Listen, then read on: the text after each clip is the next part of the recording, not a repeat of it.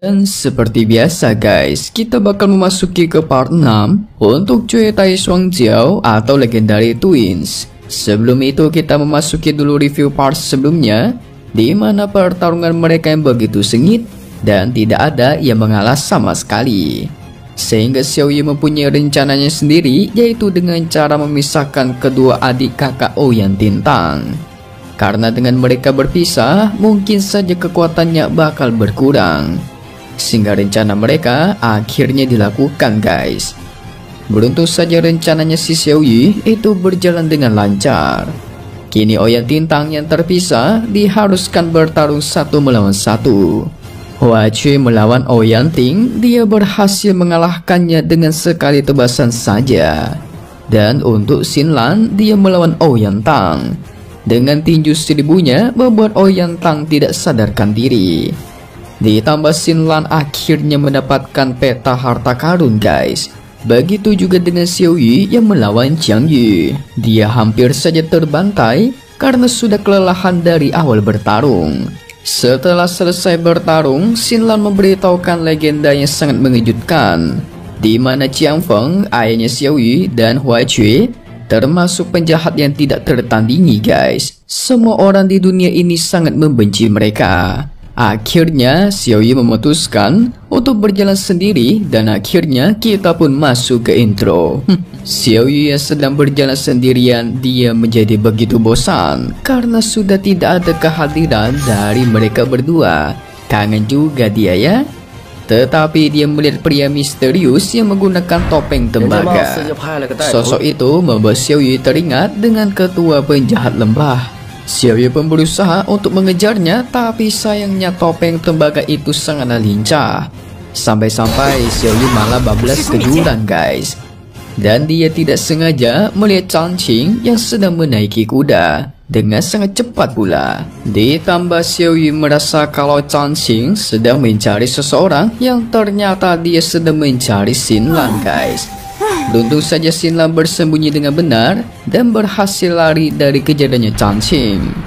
Dan akhirnya mereka bertiga kembali bertemu cepat sekali. Xiao Yi mengejek mereka kalau kerjaan mereka itu cuma bersembunyi saja. Tidak mau ambil pusing, Hua Cui menyuruh Xin Lan untuk melanjutkan perjalanan dan tidak terlibat dengan si Xiao Yi. Tapi Xiao Yi memutuskan untuk melanjutkan perjalanan dengan mereka berdua guys. Dengan alasan dirinya tidak mau membiarkan Hua Cui mengambil Xuan Yuan San Kuang. Tetapi baru saja ingin melangkah, Xiao Yi malah menginjak jebakan para bandit. Alhasil mereka malah terkurung di dalam kedai yang tidak jelas. Namun reaksi mereka bertiga bukannya takut, tapi terlihat biasa-biasa saja. Xiao Yi yang ingin menggali informasi dengan para bandit soal topeng tembaga, dia merayu dengan memberikan potongan emas. Tapi sayangnya baru saja ingin merayu, Hua Cui langsung menebas kedai tersebut hingga hancur guys. Alhasil raut wajahnya si Xiao Yi auto menjadi suram, gagal total rencana dia. Karena kasihan, Xiao Yi memberikan potongan emas kepada para bandit itu. Siapa yang jahat, siapa yang dibantu. Karena kesal juga, Xiao Yi menantang Hua Cui. Kalau dari antara mereka bisa menemukan Xuan Yuan San Kuang terlebih dahulu, maka mereka bisa menghukum yang kalah guys.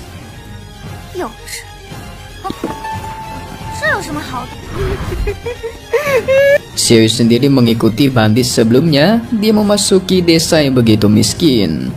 Keanehan pun mulai terjadi. Dan titik terang yang berhubungan dengan Xuan Yuan San Kuang itu mulai terlihat. Karena mereka menjadi miskin disebabkan dengan perjudian. Dan Sang Kuang sendiri termasuk orang yang selalu bertaruh dengan orang lain. Hua Cui dan Xin Lan menemukan orang yang sedang ingin bertaruh.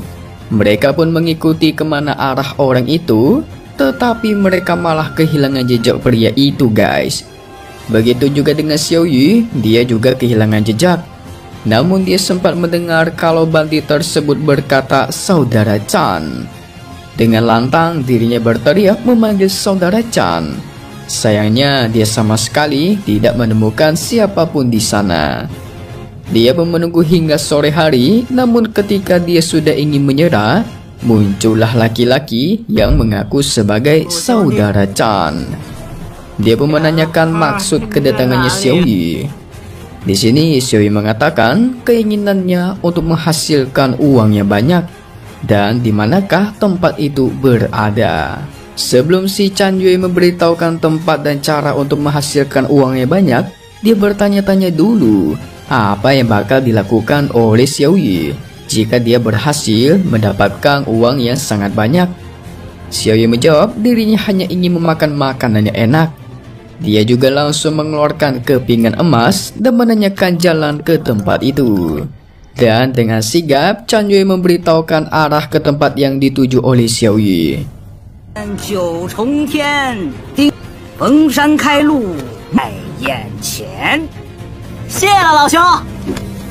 Tetapi ketika dia mendapatkan emasnya, Chan Yue langsung membuangnya guys.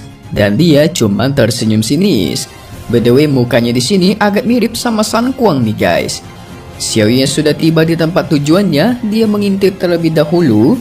Di dalamnya ada seseorang yang bernama Ren Paiwan, sedang mencari orang kelas 3 untuk menjadi pengawalnya, dan yang di hadapannya mengaku sebagai San Kuang guys. Ternyata Ren Paiwan itu sedang diperas olehnya. Toko miliknya ingin dijadikan sebagai bahan taruhan oleh San Kuang. Namun Ren Paiwan menolaknya, serta dirinya mengganti taruhan itu dengan beberapa modal untuk San Kuang di kota nanti. Tapi San Kuang menolak itu guys. Dia pun langsung membantai salah satu dari mereka, sehingga itu membuat Ren Paiwan menjadi ketar-ketir, ditambah mengaku kalah. Ia membuat properti di dalam toko itu auto menjadi milik San Kuang guys. Ditambah para pengawalnya sekarang juga menjadi miliknya San Kuang. Ini taruhannya agak aneh nih, sekali taruhan jadi miskin. Kini pelayan dari toko itu malah diajak taruhan. Dia harus bisa menebak koin, apakah jatuh di bagian depan ataukah di bagian belakang. Jika semisal pelayan itu salah memilih, maka San Kuang akan memotong hidungnya. Tetapi jika sebaliknya, toko beras dan penginapan ini semuanya bakal menjadi milik sang pelayan guys. Sehingga dia pun langsung melempar koin itu, yang membuat sang pelayan langsung ketar-ketir. Mau tidak mau dia akhirnya memilih bagian belakang. Xiao Yi yang jahil langsung membantu pelayan itu untuk menang guys. Dan sang pelayan sangat gembira, sehingga toko beras serta penginapan kini menjadi miliknya guys.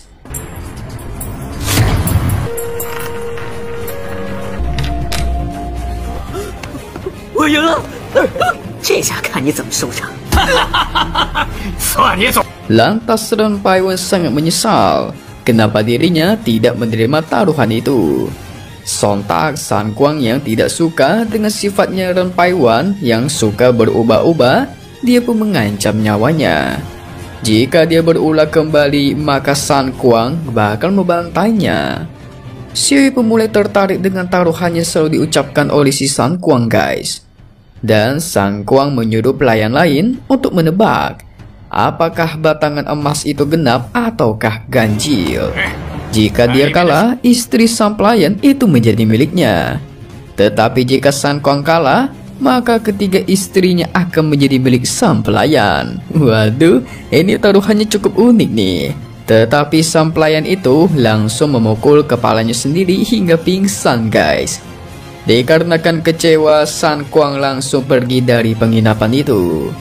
Xiao Yi mencoba untuk mengikutinya dan mencoba untuk membantainya jika ada kesempatan. Tetapi baru saja ingin melakukannya, Jiang Yu datang untuk menemui San Kuang. Dia mengajak bermain taruhan dengannya guys.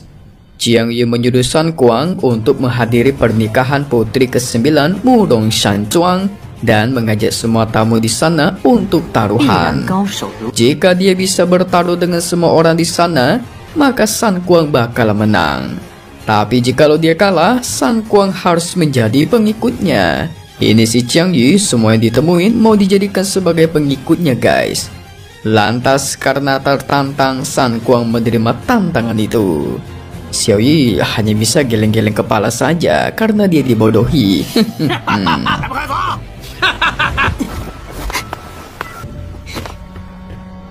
Sementara Xinlan dan Hua Cui bertemu dengan Dren Paiwan yang sedang mengalami depresi begitu berat, dan San Kuang sedang menuju Gunung Murong untuk bertaruh. Mereka pun cepat-cepat bergegas menuju ke Gunung Murong. Baru saja mereka berjalan beberapa meter, Xinlan mendapatkan serangan ular beracun yang begitu besar. Untungnya di sana ada si Hua Cui. Semua segala pertarungan sangat mudah dihadapi, guys. Yang ternyata itu juga bukanlah ular biasa, melainkan siluman ular yang bernama sisik hijau Qinghai. Itu merupakan salah satu dari ke-12 dewa binatang, guys. Dia menyerang Xinlan untuk mendapatkan peta harta karun yang berada di tangannya. Qinghai yang tidak sengaja melihat mukanya Hua Cui, dia jadi teringat dengan Jiang Feng. Tentu melihat itu dirinya auto ketar-ketir, guys. Tetapi dia mencoba untuk tetap kuat dan berniat mendapatkan peta harta karun, sambil mengancam jika dia menyerahkan peta harta karun, maka nyawa mereka berdua akan selamat. Ditambah dia akan memberikan manfaat, tetapi jikalau tidak, maka nyawa mereka akan terbantai. Lantas jawaban Xinlan tentu tidak, guys, sehingga pertarungan mereka pun tidak bisa terhindarkan. 1 melawan 2 membuat Qinghai cukup kesulitan. Terlebih ada si Hua Cui di sini, ia memiliki keterampilan pedang luar biasa. Qinghai yang terkena teknik bunga dan batu giok kedua kalinya, dia menyinggung kalau kekuatan di 17 tahun yang lalu itu lebih kuat. Tetapi dia berhasil membantainya, guys. Yang ternyata yang dimaksud itu adalah ibunya Hua Cui dan Xiao Yu, yang dimana ibunya adalah putri dari sekte bunga, guys. Dan Hua Cui sudah diberitahu kalau kematian ibunya itu diakibatkan oleh ke-12 dewa bintang. Buat kalian lupa, kedua orang tua Hua Cui itu dibantai sama ke-12 dewa bintang, guys, di part pertama. Coba lihat saja kalau lupa ya. Dikarenakan sudah melihat salah satu pelaku yang membantai ibunya, Hua Cui auto murka. Dia langsung menerjang dan menyerang Qinghai bertubi-tubi, sampai-sampai dirinya tidak bisa melakukan pertahanan sama sekali.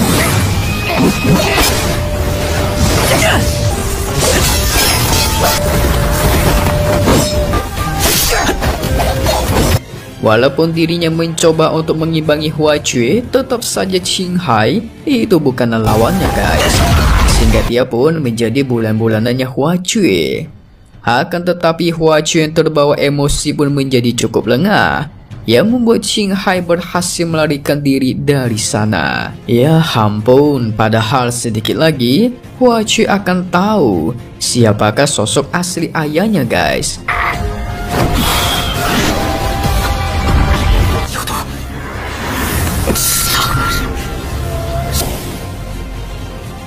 Masalah kembali terjadi karena peta harta karun milik Xinlan ternyata berada di tangannya Xiao Yu.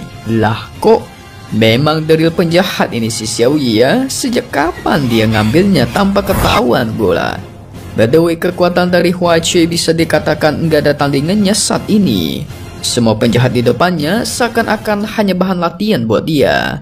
Padahal itu juga merupakan salah satu dari ke-12 dewa bintang yang membantai ayahnya, guys. Berarti sekte bunga milik ibunya adalah sekte yang begitu kuat. Dan kalian mesti ingat kalau Hua Cui juga berasal dari sekte bunga, guys. Pantas saja teknik dia itu mirip dengan punya sang ibu. Tapi yang penting sekarang Hua Cui sudah mengetahui siapakah sosok ibunya. Setidaknya dari kedua kembar ini sudah tahu siapakah orang tua mereka. So update lagi nanti untuk part 7-nya di minggu depan lagi.